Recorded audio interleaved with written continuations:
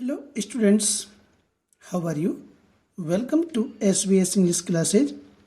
We are here to study multiple choice questions from the poem A Legend of the Northland, composed by Phoebe Cary. Phoebe Cary के द्वारा compose की गई poem A legend of the Northland की ये multiple choice questions हैं, बहुविकल्पीय। आइए इनको study करते हैं।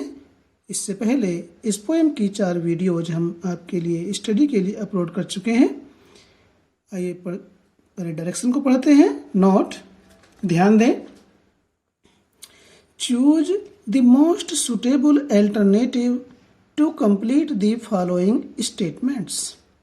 चूज, चुने, द मोस्ट, सर्वाधिक, सुटेबल, उपयुक्त, अल्टरनेटिव, विकल्प, सबसे अधिक उपयुक्त विकल्प को चुनिए।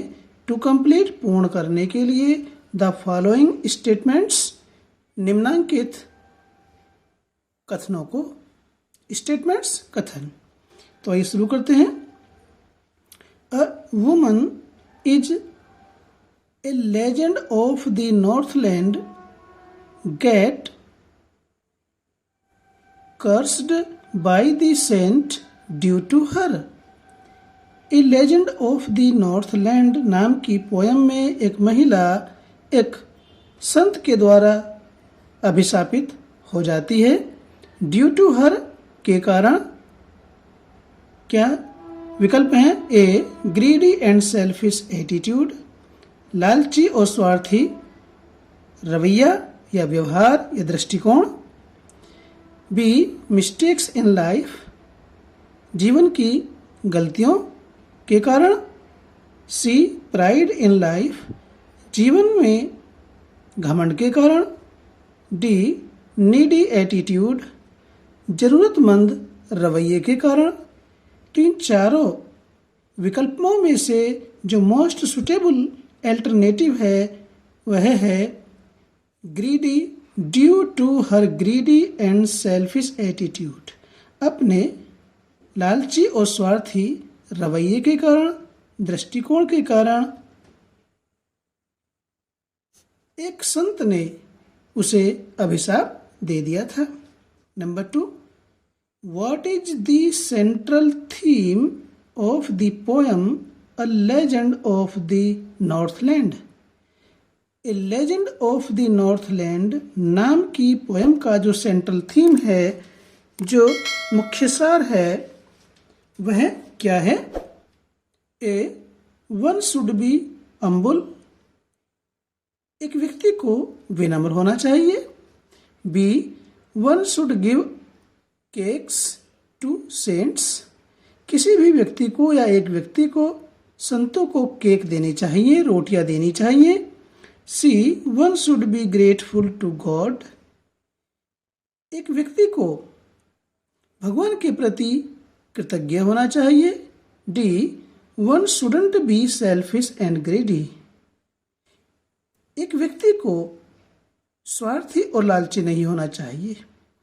तो poem A legend of the Northland का जो सेंट्रल थीम है वह डी ऑप्शन है। एक व्यक्ति को या किसी भी व्यक्ति को लालची और स्वार्थी नहीं होना चाहिए। Number 3, the woman in a legend of the Northland turned into A bird and came out through a legend of the Northland poem में महिला एक पक्षी में बदल गई। एंड केम आउट थ्रू, और में से होते हुए बाहर आई। किस चीज में से होते हुए? ए नैरो लेन, तंग गली में से होती हुई। बी सैक, छोटी कुटिया या झोपड़ी में से होती हुई। सी चिमनी, जिसमें धुआं बाहर को निकलता है, उस चिमनी बोलते हैं धुआंकस। डी वेल या कुआं। तो इन चारों अल्टरनेटिव्स में से जो द मोस्ट सुटेबल अल्टरनेटिव है वह चिमनी है।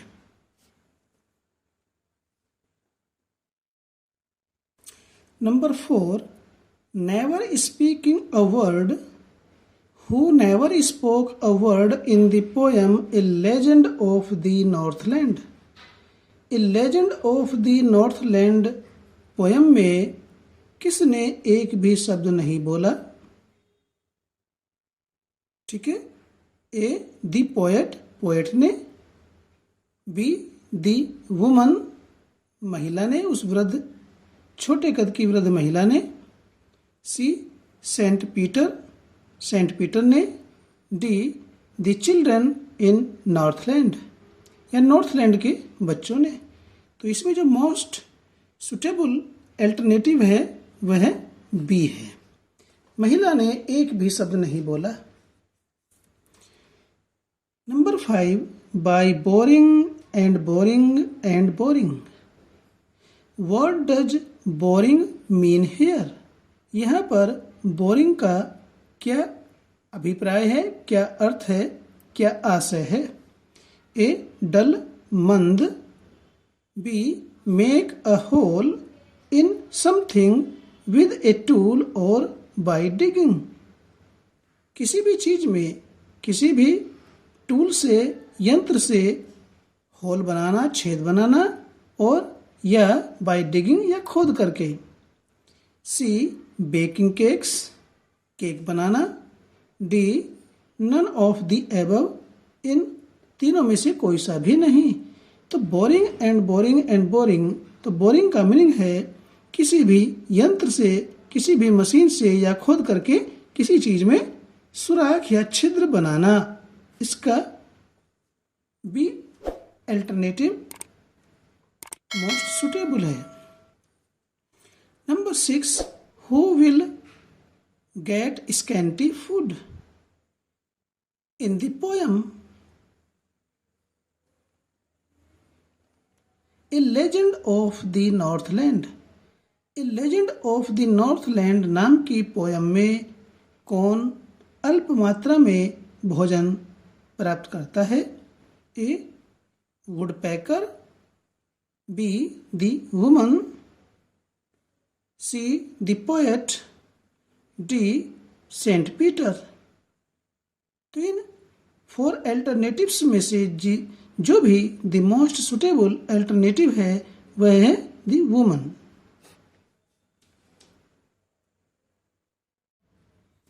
Number 7, how will the woman in A Legend of the Northland build her house as a bird? A Legend of the Northland नाम की पोयम में महिला पक्षी की तरह किस प्रकार से अपने घर को बनाएगी? किस प्रकार से अपने घर को बनाएगी? A by boring into the wood, लकड़ी में सूखे हुए पेड़ में सुराख करके। B by clay and mud, कीचड़ और मिट्टी के द्वारा। C with the help of little children, छोटे छोटे बच्चों की सहायता से बनाएगी। D with the help of God, ये ईश्वर की सहायता से। तो इसमें जो द मोस्ट सुटेबल अल्टरनेटिव है वह है by boring into the wood, कठोर और सूखे पेड़ में अपना घर बनाएगी, सुराख करके या छेद करके। Number 8, when I eat of them my self who is I hear? इस लाइन में जो आई है वो कौन है? आई किसकी ओर रेफर करता है? A the poet, B Saint Peter, C the woman, D the child. तो इसमें जो द मोस्ट सुटेबल अल्टरनेटिव है वो है द वुमन। वही कहती है कि मैं अपने द्वारा बनाई हुई रोटियों को या केक को खाती हूँ तो वो उसे छोटी दिखाई देती हैं, लेकिन जब उन्हीं को दूसरों को देती है तो उसे बहुत बड़ी दिखाई देती हैं। Number 9, now you shall build as the birds do who is you here? इस पंक्ति में, इस लाइन में जो ये यू आया हुआ है, ये किसके लिए है? यहाँ पर यू कौन है? A the woodpecker, B the woman, C the poet, D Saint Peter. तो डियर स्टूडेंट्स, इन 4 अल्टरनेटिव्स में से जो द मोस्ट सुटेबल अल्टरनेटिव है वह है बी। सेंट पीटर ने कहा था, now you shall build as the birds do. तो here in this line you means the woman who was greedy and selfish, जो कंजूस और स्वार्थी थी। Number 10, in the poem A Legend of the Northland, every country ... saw the woman turned woodpecker in the ... यहाँ पर dot दे रखा है, खाली स्थान दे रखे हैं। ए legend of the Northland poem में एवरी कंट्री के बाद क्या आया हुआ है स्टेंजा के अंदर, उस चीज को हमें लिखना है। ए चाइल्ड कॉटेज, बच्चा और झोपड़ी। B school boy cottage, school का लड़का या स्कूल का लड़का और कॉटेज झोपड़ी। C school boy Northland, school का लड़का Northland. D school boy wood. इन चारों अल्टरनेटिव्स में से जो द मोस्ट सुटेबल अल्टरनेटिव है वह डी है, स्कूल बॉय और वुड। तो स्टूडेंट्स, ये थे हमारे ए legend of the Northland poem के मल्टीपल चॉइस क्वेश्चंस। आपको अच्छे लगे तो लाइक कीजिए, चैनल पर पहली बार आए हैं तो चैनल को सब्सक्राइब भी कीजिए।